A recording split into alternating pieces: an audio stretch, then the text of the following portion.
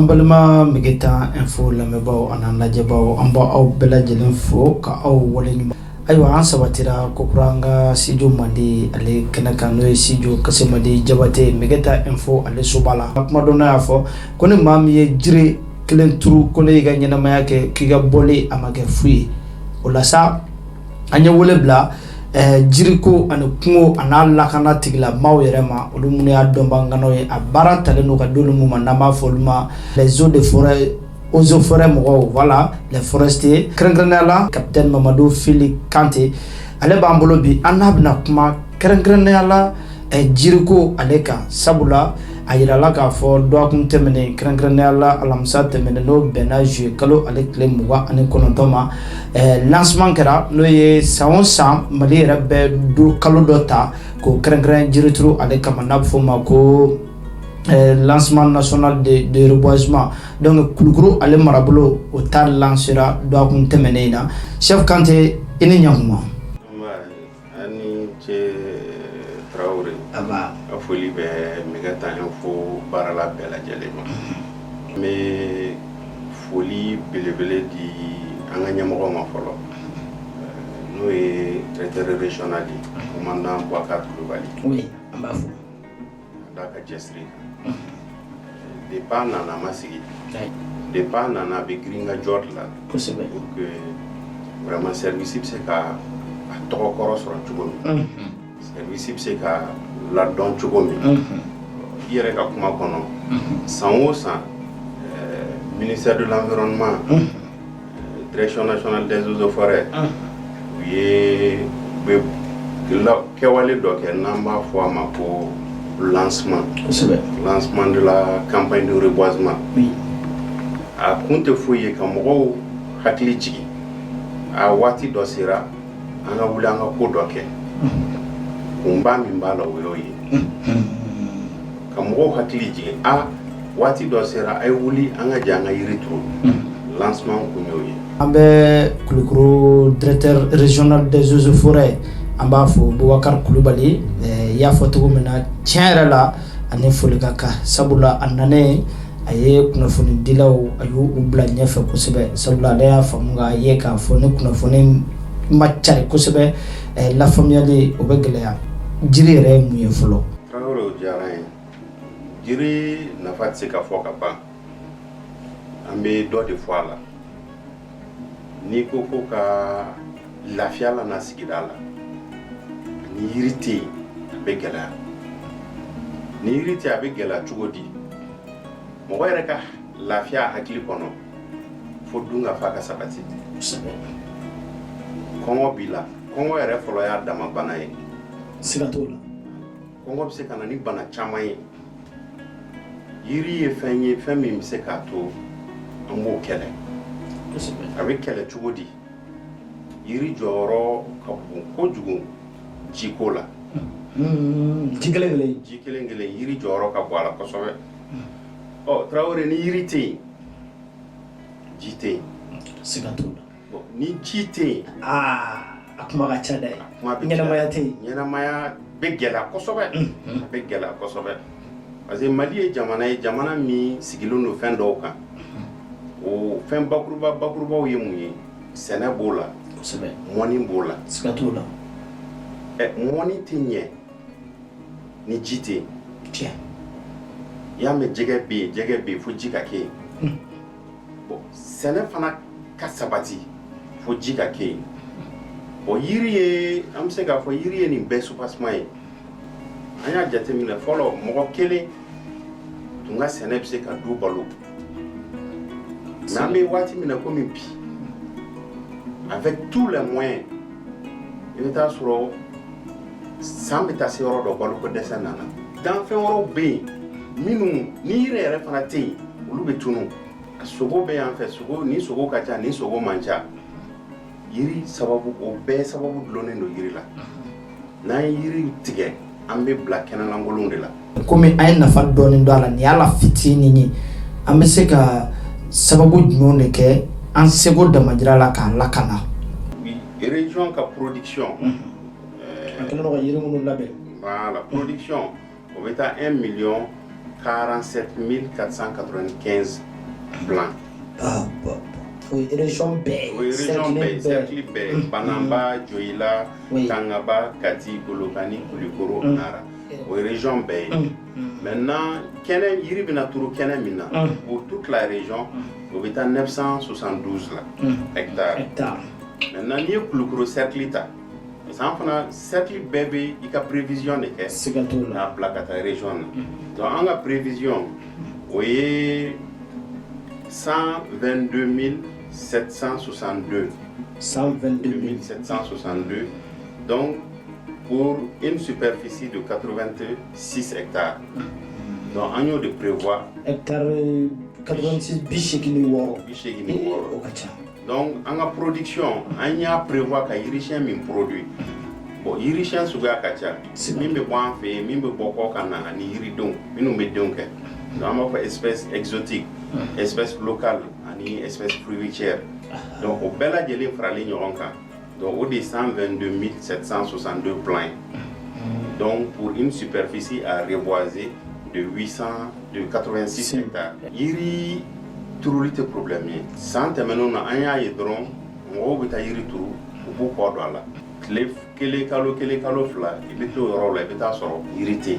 C'est pourquoi il y a un table qui est cadre d'opono, et du moins, n'a pas iri fin trou, en gangélia, kalakana. Reboisement sécurisé.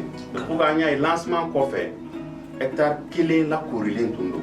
Akena, il y a un mécanicien. Donc, au hectare kele, au bekera somoye, graji bala da bala kasoro. Mo fana de binata ala koloshili kama. Faut que yiri nous c'est à maturité. Donc yiri turu yefian doye. Mo iba be yiri turu yere de folo. Sigato la. Be yiri turu yere de folo. Abe nafa fen lana. Abe folo edla yana akase mogoroma. Ni ka sigida la kana iba la kana yere de folo. O temene ngo ka bo enkanti. Amena ye ga fo yiri nunu. Ya fo go do be bokofe. O yere be dog glaya. Oh, a glani ababulu dajmena sisa. Ningo do be bokofe. A glani te bokofe. C'est comme enfant fait yiroute. Oh, yiri do de bora ko kan ka do jamana kono. Sigatola. Donc wati temenon la. Donc jamana nyemo yayi ko misali be ka do. Anga yiru ngini minu croissance ka be katili. Minu mokadi. Mala minu mokadi obato abe jak mbe kosobe. Sigatola. Bon, olu yiru minu bora ko kan ama fol de ma ko espèce exotique. Mais o yiri minu sera en fait en Chine, nereni a yiri to tamba kuma na wa fol ma espèce locale. Olu fana be. Oh, peut-être ni ko fait am se kata an yere ka cours kono. An kala me ka bara mi ke pour que vraiment megeta info mo kayi kayira bien bella ka fa ozo fara ka bara dronte mo nyabe minali bara drontoy mal. Donc yiri donc na fama ba ka yiri fene kulukulu aka yoro la ya fo muma kulukulu li ka yiri chien label ka yiri chien ka a produit c'est comme Sénégal be nyo Sénégal jogo mi be kamba Sénégal donc ni samia banata yiri tru kera donc sans wore na lay clément wore irana baraw be damne de po wati am commencer ga woro la ben mano bambulu ama fo ma po am bo ngini ama nyaga mitero dans ma ke mano kono ambu son dans mi yirishon kala donc ato ka son fu ka fale donc a beni samia wati yirituru wati o basoro sera turuye donc wele bi damo ka bina so anga bara dronte minali mo be minye parce que ningo minali do bolo amita sera kuna ou bien amita wa Allah ya daga famya we de sigida la kanani ozo fara ya yimine ou bien ye charbon bois ya yimine abi mina ko ka ndo de la mala parce que baro barana be ke kanga ke sharia de kono siga foito la mala tangi ni te sharia la bato imana ye ni ke wale nuna ibe meni ibe ka bara ke sharia kono ite me un service technique yiri be se ka turu wati be domba ngana yere mala yiri be se ka turu wati be meni yayi amamba masamiaka o jiko no feta ko ji ka no o wati la donc c'est pourquoi na wati sera ami mo wele aina yiri bien ma fo ibe fe kana yiri chien ta kata ke jago kunye mo fo mais yiri mago be ju kelen na mago be ju fila la nga nimbe an be yan o de kama aya ka commune kono na lajɛ yiri be se ka turu yɔrɔ minnu na a k'a ɲɛfɔ donc en collaboration avec la mairie avec la population yɔrɔ be yira an bɛ taa yiri turu yɔrɔ min donc o bɛɛ kɔfɛ particulier kelen-kelennu minnu be yen minnu mago bɛ ɲa fiyɛ cogo minnu mago bɛ yiriju kelen yiriju fila la n ka nin yɔrɔ in bɛ n bɛ taa yiri turu a la n ka nin yɔrɔ in bɛ n bɛ taa yiri turu a la o si tɛ kɛ problème ye bon o ye n y'a fiyɛ cogo komi an bɛ samiya la mɔgɔ tɛ jɔrɔ jiko la o la mais o kɔfɛ ni san tigɛra ka to ka ji k'a kɔrɔ o ye kelen ye filanan fana k'a dafɛ bɔ surtout an bɛ yiri minnu turu wulakolonw la k'a dafɛ bɔ ni tasuma kɛra don fɛn ye tasuma kana s'a ma tasuma kana s'a ma wala yaba nin bɛɛ fɛrɛ dɔ ye anw tɛ nin dɔn an kɔni an b'a dɔn ni mɔgɔ kɔni ye yiri turu a ka da la a ka bulonna la o kɔni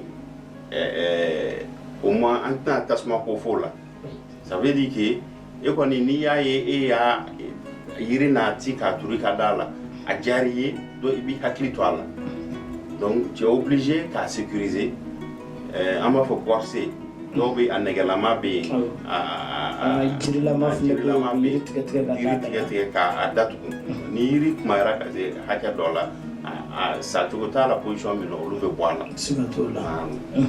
samiya kɔni kɔfɛ min laɲininen don o ye ka to ka ji k'a la hali ni ma don o don sɔrɔ dɔgɔkun kɔnɔ siɲɛ 2 siɲɛ 3 o ka ɲi ka to ka ji k'a la sɔgɔma ni wula fɛ ou bien sɔgɔma dɔrɔn sɔgɔma ni wula yiri bɛ tigɛ sariya dɔ de kɔnɔ o ye kelen ye mais gɛlɛya jumɛn b'an kan surtout an ka sigidaw la an ka togodaw la n ye nin foro in sɛnɛ ɲina san 1 san 2 n b'a bila ko n ta foro kura bi o bɛ kɛ yiritigɛ de fana ye o ye fɛn dɔ ye fɛn gɛlɛman fana ye filanan ye mun ye n'an b'o kɔnɔ bi o ye dugukolo sannaw ye dugukolo sannaw kɛlen bɛ ka an ka sigida bayɛlɛma an bolo. Y'a bayɛlɛma. Se bɛ n ye n bɛ taa hectare 10 san n bɛ taa hectare 15 san n bɛ taa hectare 20 san a dɔw u bɛ na u b'a san u b'a yiriw tigɛ. U bɛ mansin yɛrɛ de don a la n'i ka kuma latigɛ Kulukɔrɔ yɛrɛ yɔrɔ dɔw bi yan anw fitinin n'i kun donn'o la n'i kun kɔrɔta a ka gɛlɛn kɛ sankolo ye a bɛɛ ye jiritu de. An b'a ɲini fɛ i ka kumakan laban i k'o di lamɛnbaaw ma n'Ala sɔnna. Ne ka kumakan laban bɛ kɛ min ye halisa ka welewele da Kulukɔrɔ n'a lamini bɛɛ ma k'a fɔ ko an ka ɲɛmɔgɔ gouverneur directeur régional u ye lancement kɛ bɛɛ a ɲininen n'o bɛɛ fɛ moins bɛɛ ka se hali ka yiriju kelen turu i ka sigida la comme a fɔra cogo min mɔgɔ min mana yiri kelen turu i ka diɲɛnabɔ ma kɛ fu ye celui qui a planté un arbre n'a pas vécu inutile. An b'aw fo ka aw waleɲuman dɔn Capitaine Mamadou Fili Kante ale de tun ye an ka maa welelen bi n'ale ye Kulukɔrɔ chef de cantonnement ye